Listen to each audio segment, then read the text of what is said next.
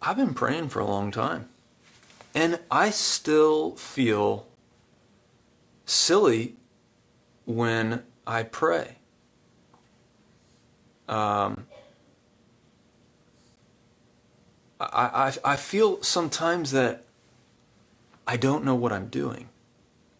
I don't know what it is doing. Am I changing God's mind? Am I changing my mind? Is God changing my mind about God? Is God changing my mind about me and about what's happening? Like, what's happening? And so I feel silly. I feel small. I don't know what to say. I don't know to whom I should pray. At risk of getting in the weeds, like one of the essential teachings of Christianity is that God is Father, Son, and Holy Spirit. I know some people struggle with that teaching. I still love it because it's basically saying that God is relationship. Three persons who are distinct, have distinct roles, yet are so united in who they are and what they're about that they're one. God is relationship. But sometimes I'm like, wait, to whom should I be praying? I'm like, well, Jesus says our Father. Okay, well, I'm going to go with him. But even then, I feel like confused. And yet, prayer has been at the source of my well-being for years. The source of fruitfulness, of transformation for years. It's at the same time mysterious and difficult and incredibly miraculously impactful. So we want to spend the next 3 weeks swimming around in the waters of that mysterious and wonderful practice. But I want to tell you that when you feel confused, you are not even remotely alone. So I'm going to get my iPad because I grabbed a quote from a couple people, but Mother Teresa, incredible, everybody knows Mother Teresa, saint. But what is less known about her is that she dealt with crippling doubt. There was an article in Time in 2007 called Mother Teresa's Crisis of Faith. She was writing to this spiritual confidant of hers. And she says, "But as for me, the silence and emptiness is so great that I look and do not see, listen and do not hear. The tongue moves in prayer, but does not speak." Do you see that? Well, I mean, one of the saints, truly, of our time.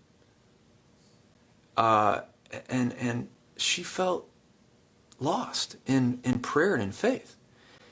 David, King David, the renowned King David, who's credited with most of the Psalms. The greatest category of Psalms is what is called lament. And a lot of times he's saying to God honestly. It is his prayer, like, God, where are you? How long is this distance, this alienation, my sense of being conquered, how long is that going to continue? He was wrestling in prayer, struggling with it. So if you haven't heard it so far, if you feel silly, confused, lost about prayer,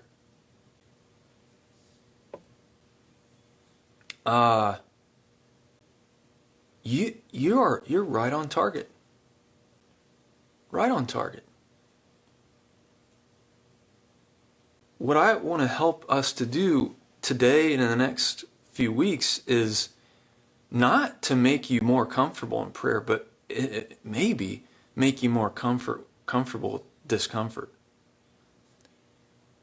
Because as one writer in the New Testament says, when I am weak, then I am strong.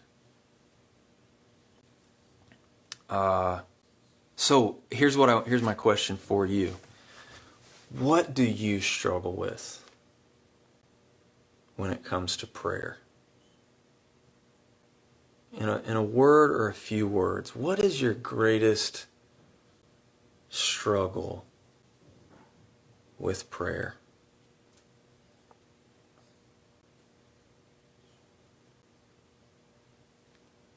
And I'll wait to hear from you. I'm going to plug this back in. Angela, my wife, says doing it.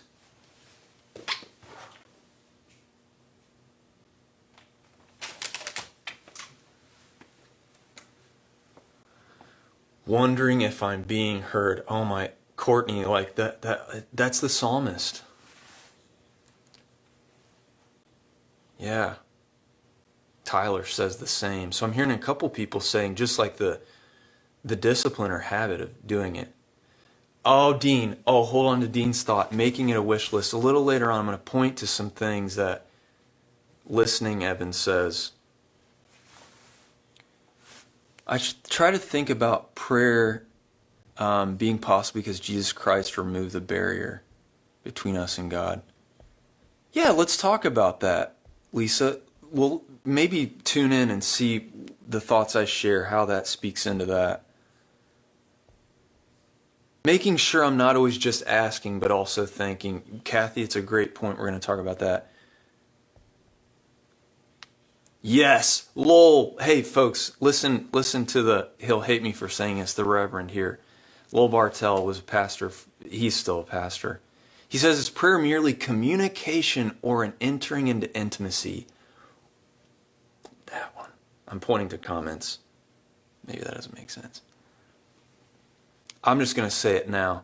I'm going to point to later on. Prayer is more about the relationship than it is about anything else.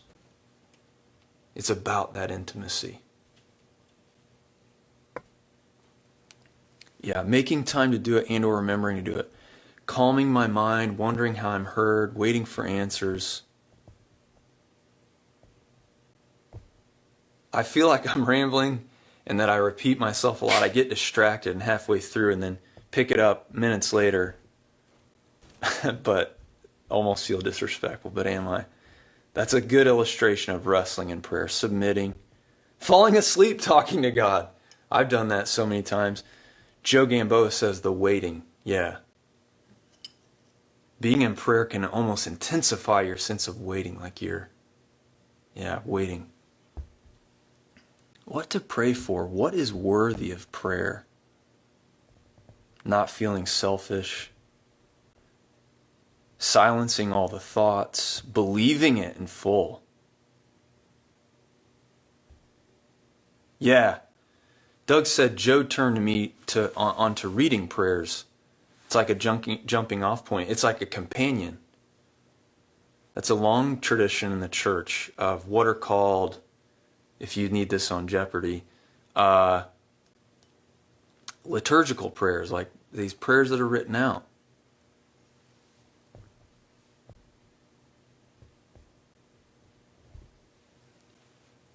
Yeah. Good stuff.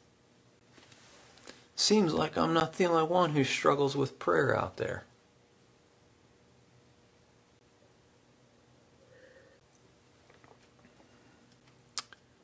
Delith says one of her favorite quotes is, prayer is not over until you've done the listening.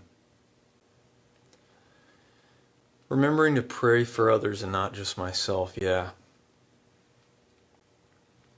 Well, as all these comments are coming in, thank you for that.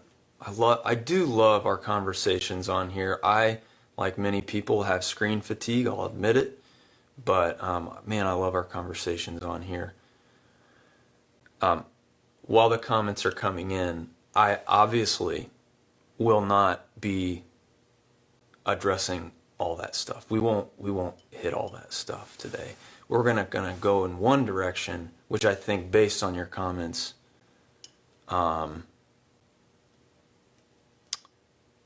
will be a good direction to go. Sue says, for me, just saying whatever comes to myself, that's what God is supposed to hear. Hey, please keep on commenting. This is a conversation. I do kind of pick moments when I respond to the comments. Otherwise, it's kind of hard to keep going. So our inspiration for the conversation today comes from one passage. I got to grab a Bible and an iPad again.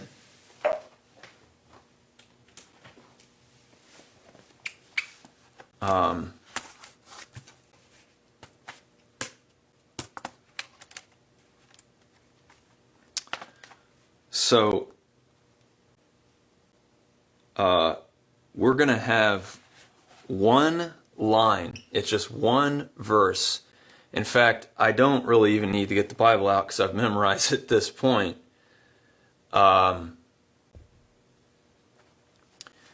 In Luke 5:16, so if you want to go there in whatever interpretation or translation you have, but it says in my version, Common English Bible, you ready for it? We only have one verse today. That's it. One verse. But before we read it, I am going to say a very short prayer to enter into that intimacy Lowell talks about. So let's just quiet our hearts for a minute. Maybe take a deep breath in.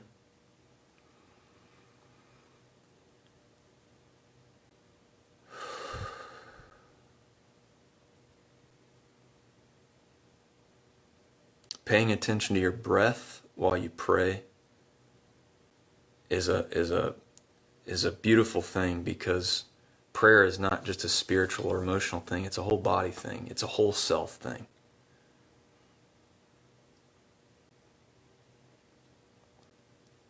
God, we trust that you are ready to receive us before we approach you this morning.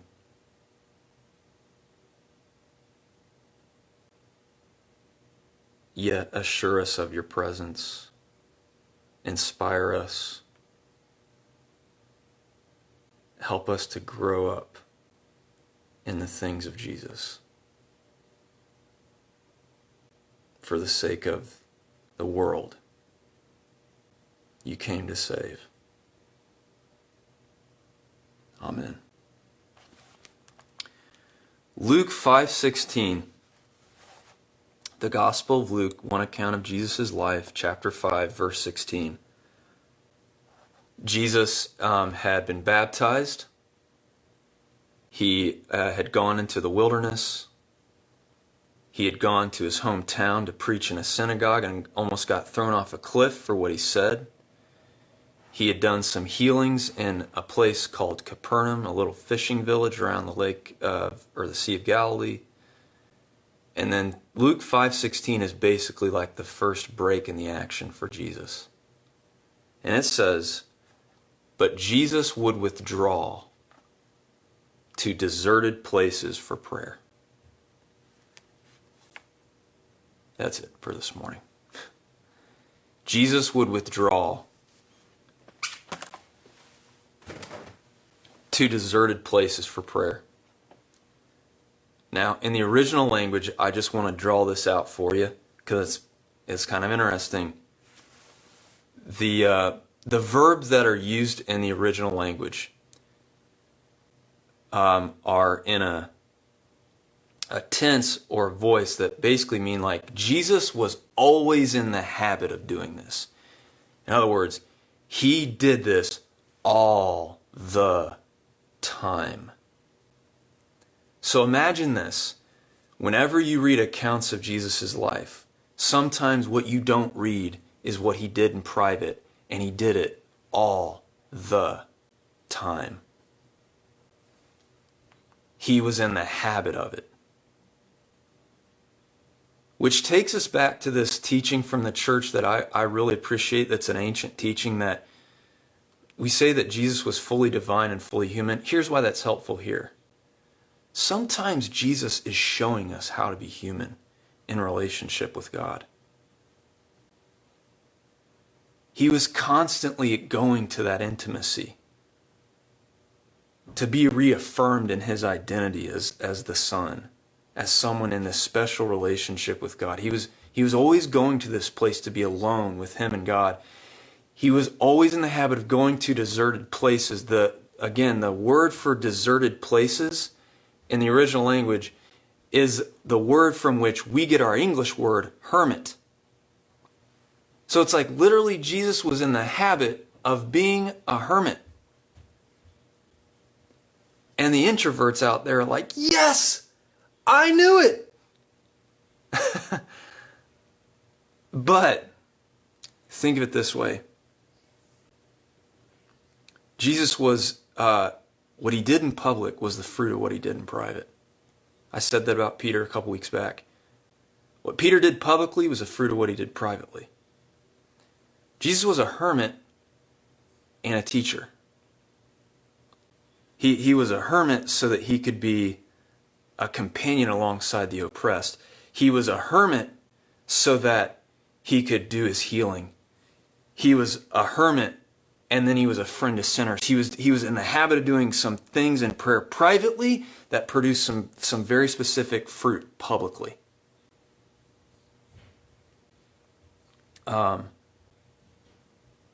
He was fully human in this way that he needed to regularly go to a deserted place, to be in that space of intimacy, to remember, oh yeah, the only thing that matters at the end of the day is this relationship. And it will produce fruit in these relationships. The great mystery of prayer is that when we wrestle with prayer, we're wrestling with how to be in relationship with God, which has a way of teaching us how to be in relationship with people.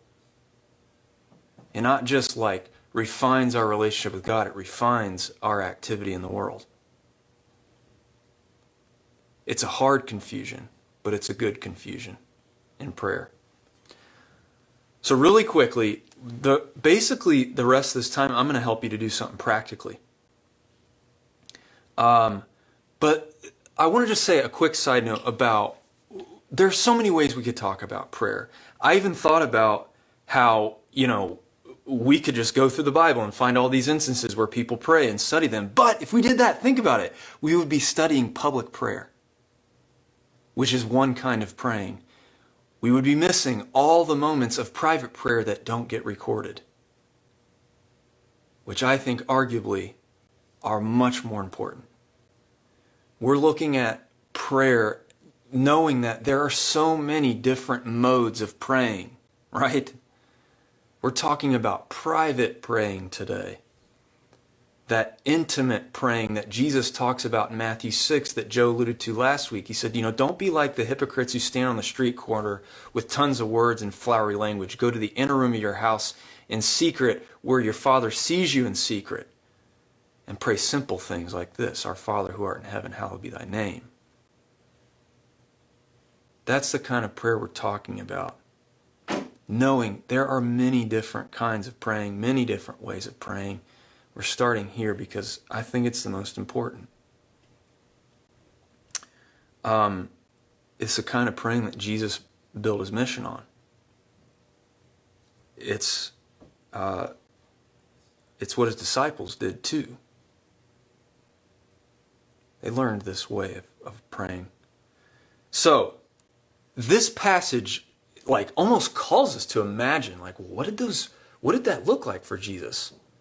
Going off into those deserted places to pray. What did that look like? You know what the best way to imagine that is to do it? That's the best way. I'm going to ask you to do it now. On that note, visualizing, I want to give you practical things to consider to help you. I want to try to be concrete and practical. One thing that I always do when I pray in the mornings is I visualize doing it with Jesus. I literally visualize having breakfast with Jesus. Because he says, when he prays the Lord's Prayer, he says, Our Father. It's almost like he's inviting you to pray it with him. Sometimes I'll just say, Jesus, may I spend this time of prayer with you. And that's what kicks off my time of praying. I visualize sitting with him. So here's what I'm going to ask you to do. I'm going to give you 3 minutes here in our conversation to go somewhere. I'll play a song while this is happening. A song that's like a prayer. Songs can be prayers. They can be written prayers like Doug mentioned. I'm going to play Come Thou Fount, which is a prayer. Think about it. Come thou fount of every blessing, tune my heart to sing thy grace, streams of mercy never ceasing, call for songs of loudest praise. Do you hear it? It's a prayer. Teach me some melodious sonnet, sung by flaming tongues above. Praise the mount I'm fixed upon it, mount of thy redeeming love. It's a prayer. I'm going to be singing that while I give you 3 minutes, basically the time of the prayer, to go somewhere, to practice 3 minutes of solitude. And what I want you to focus on for the 3 minutes is this, brain clearing. That's one of the hardest disciplines in our time for practicing this kind of prayer. It's like this discipline of emptying your brain of thoughts for a little while. To be present with God. It's going to feel uncomfortable probably. You're going to feel like, I don't know what I'm doing. But like I said, we're trying to make you more comfortable with discomfort. So go somewhere. Find a place for 3 minutes. If you got kids, maybe that's not doable. Do it with your kids. Do it with them. And if you have to start somewhere, start with Jesus' words. Our Father in heaven, I hope to hear your voice. And be quiet.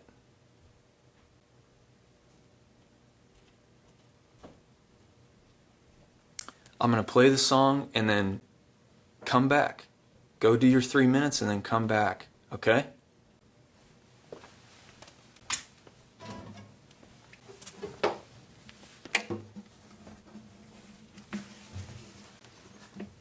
You'll know that we're finished when I finish the song, is basically why I'm doing the song, and I'm just singing a prayer.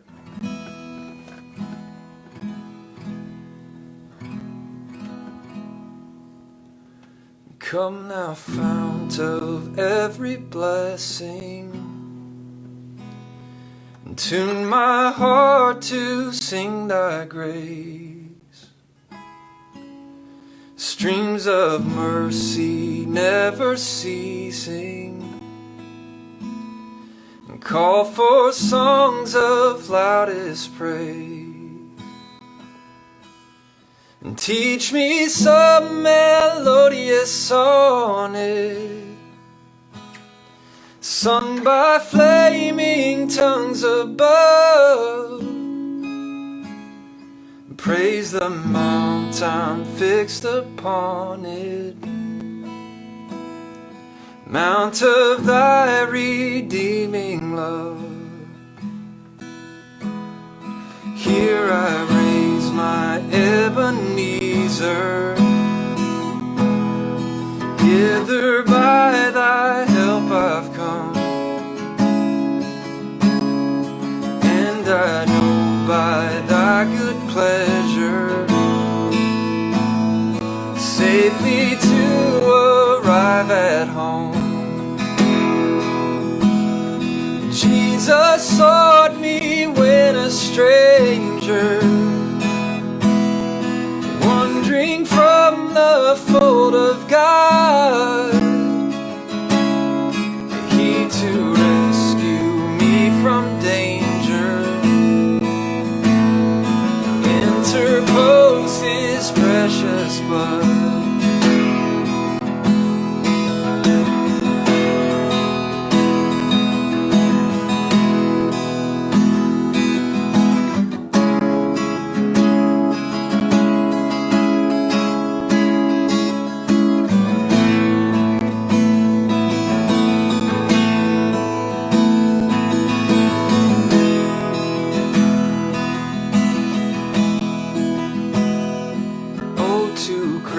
How great a debtor daily I'm constrained to be. goodness like a fetter, bind my wandering heart to thee. Prone to wonder, Lord, I feel it. Prone to leave the God I love. Here's my heart, Lord, take and seal it. Seal it for thy courts above.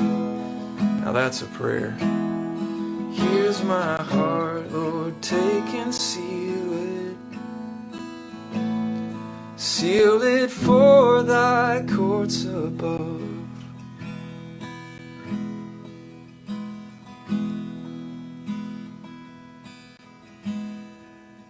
We'll wait for folks to come back to us for just a couple more seconds.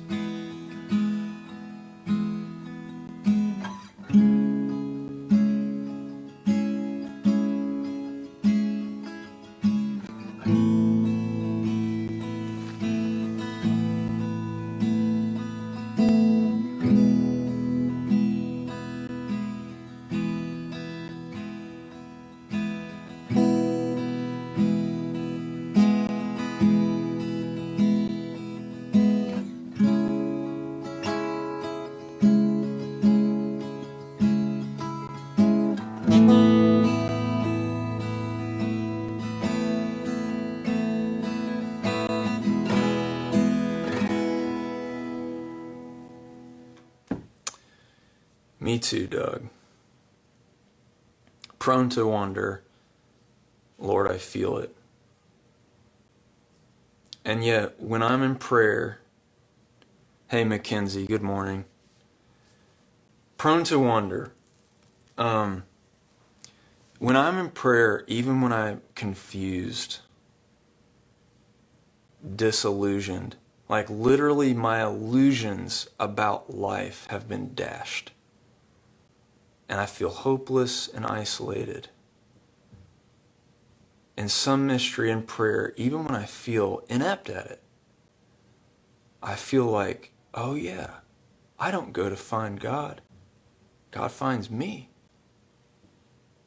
That's what grace means. You're never the finder, you're always the found.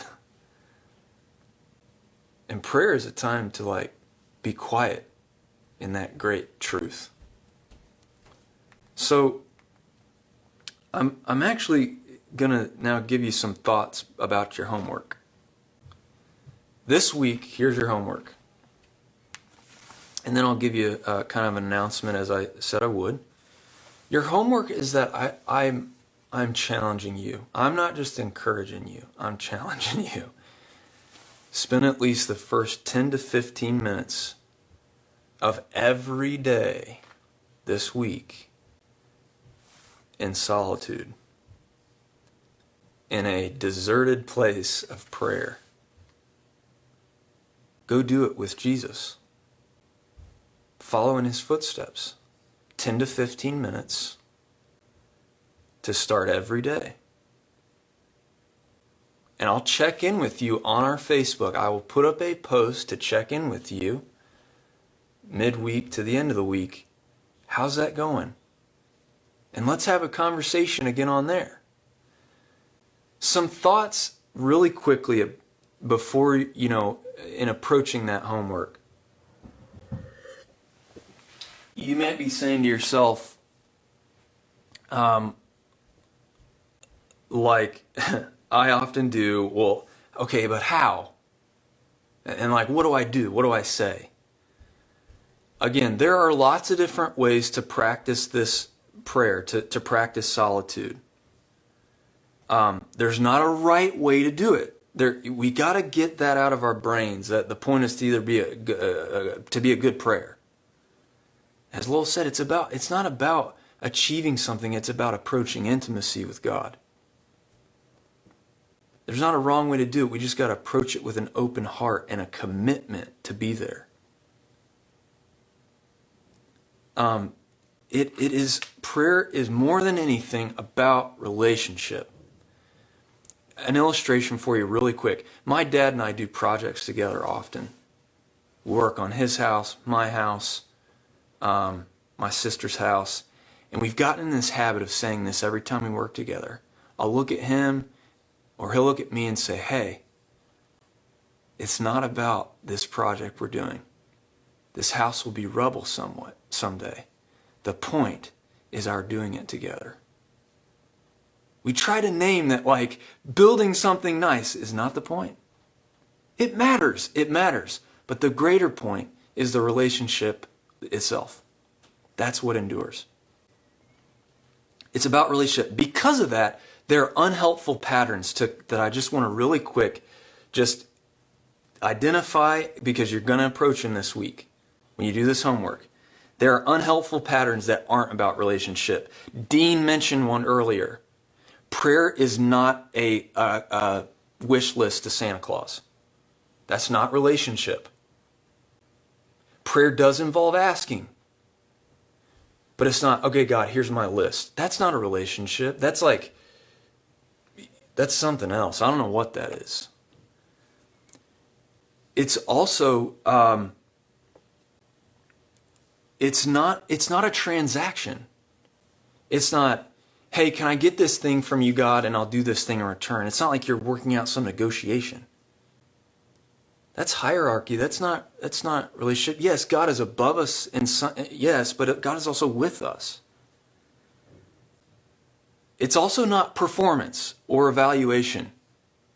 Like, okay, I'm here to prove myself, God. Remember, that's not grace. It's not a barter system, that's right. It's also not a comparison game. Boy, I think Ross or name anybody on this, I think, man, it's just a better prayer. No. We're all growing up to maturity. This isn't a comparison game. It's about relationship. Here's what it is, and this is the last thing I'll say before unleashing you into your homework. Think through the Lord's Prayer itself. Here's what prayer is. Here's what your solitude time is about. It's about doing something with Jesus in the power of the Holy Spirit. Jesus says it, our Father. He's saying, hey, come do it with me. It's about getting to know God more deeply and more deeply. Jesus says at the beginning, our Father who art in heaven, hallowed be your name. He's naming something about who God is. This mysterious truth of who God is. And he's like swimming around in it. It is about getting in tune with God's heart and desire for us in the world. Your kingdom come, your will be done. And it is about asking God to provide based on those first three things. Doing something with Jesus, getting to know God more and more deeply, and getting in tune with God's heart. That is the foundation on which we ask for things. We do it in the context of relationship. It is about asking for restoration, forgiveness, healing. Knowing that the answers are beyond us. Giving up our need always to have them. Again, we're asking on the foundation of those first three things. And it's about asking for help against temptation and evil. So enter into solitude this week, 10 to 15 minutes to start each day. Carve out the time and the space. If you got to get up earlier, get up earlier. Got to go to bed earlier, go to bed earlier. And make a space. Make a space in your home that is your space for solitude. It could be in a closet. Put a candle out. Put pictures out. Visualization. Something that helps you be fully present there. If you're not a person that can sit still, I get it, okay? Do it while you walk or while you run. Finally, use a guide if you need to. Use the Lord's Prayer. But pray it slowly. Not to rush through it. Listen to what you're saying. Or use a song like Come Thou Fount. I use the Bible. I pray the Scriptures. I let some thought from what I read in the Bible lead me to a moment of intimacy of prayer. As always, if you need help, my email is ross@heavenearthchurch.org. I live to do this. Next 2 weeks, let's start there. This is pretty easy. We will not be doing Facebook Live. I'll be very honest with you. I'll be on vacation. And we thought about having somebody fill in. You're like, Ross, you just took a vacation. I took a weekend. Folks, I'm like anybody else. We all need it. I need more time off than I've had, just to be honest with you. But actually, what we realized that these next 2 weekends are a great time. I'm going to put out a video that helps you on Sunday mornings do prayer exercises at home as an individual and as families. So be looking for those videos that will help you on Sunday morning on July 5th and July 12th to do guided prayer exercises at home to help you in your prayer life. Easy enough, right? Now, as for our plan for that next weekend, July 19th, we plan for that, our tentative plan, a little more than tentative, is to have the option of gathering in person. We will have both options available. We have not determined how exactly we will do both yet. That's the honest truth. We will have the option on July 19th to be in person at the Whiteland Church building or on here if you're not comfortable getting together in person yet. Let me back up for a second, and then I'll open it up for questions and thoughts. What one person asked me, and I think it's a really good question, what's the driving force to meeting in person? It dovetails with a question we've been asking as a team, and that is, we've been asking, what's our mission? Is getting together in person on Sunday mornings essential to our mission? Nope, it isn't. Worship is essential to our mission. It's an essential spiritual practice. Taking time to celebrate God, to pause, be in rest, and to celebrate God, essential. Meeting together in person on Sunday mornings is one expression of that. It is one important practice we do. So, in one sense, it's not essential for us to meet in person. It's not. That's not the driving force that we said we have to be a church. We have to meet together in person on Sunday mornings. We don't. It is helpful, though. It is clear from this time that some people, I've heard it especially recently, some people are feeling a real sense of disconnection, isolation that's weighing on their spirit and their emotions in this time. And they are comfortable about meeting in person. So we're making it as an option. We're giving it as an option. And we're going to do everything we can to minimize risk and potential harm. We've developed guidelines for meeting in person based on the best science that's out there right now. And they're guidelines that, I'll give you an example. Our goal on July 19th is actually to meet outside because the data says it's the best thing to do. You know, the data says that the longer that you are inside without ventilation with people, the longer you're doing it, the more risk there is, especially if you're not distancing and wearing masks. So our plan is to be outside. We'll give you more information about that later.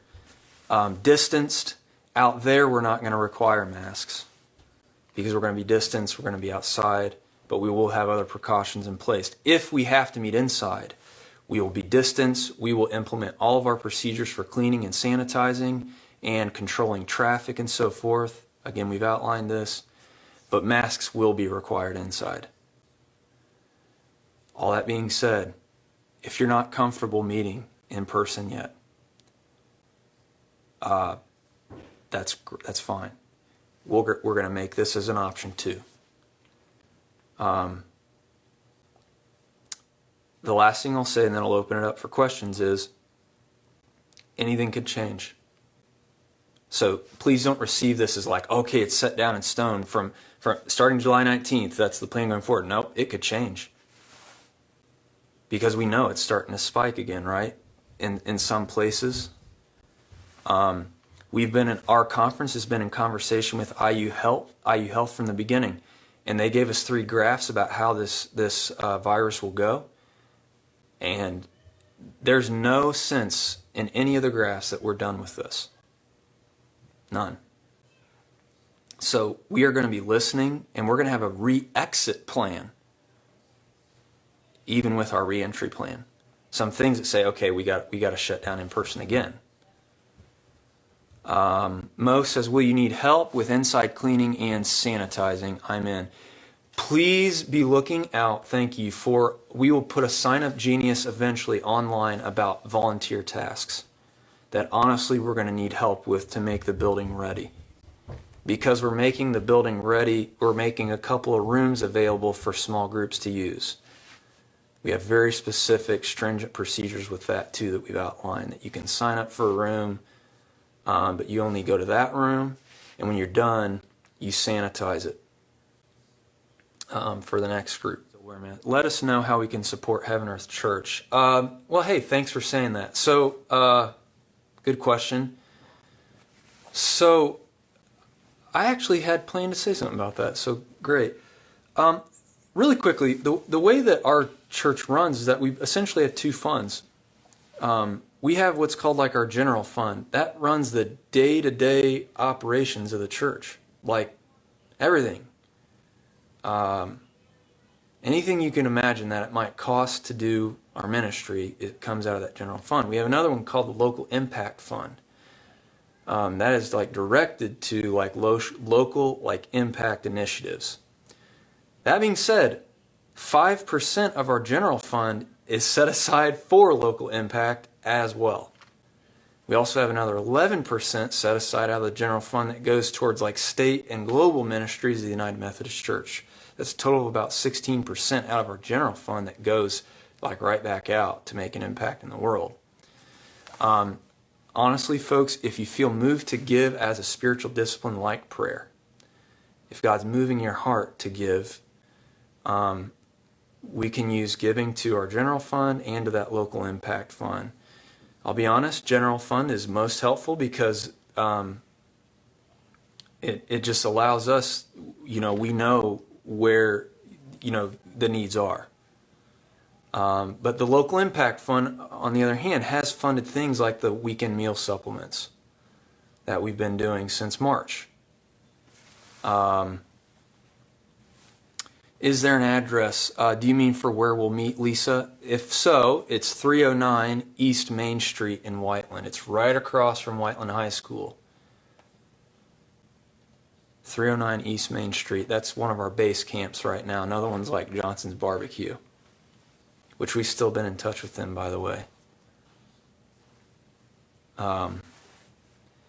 HeavenEarthChurch.org is where you can donate. If you want to send a check to the church, for instance, can someone write this in the comments for me, please? Giving online, yeah. So you go to HeavenEarthChurch.org, and there is a give button, and it'll take you to a secure platform where you can give there.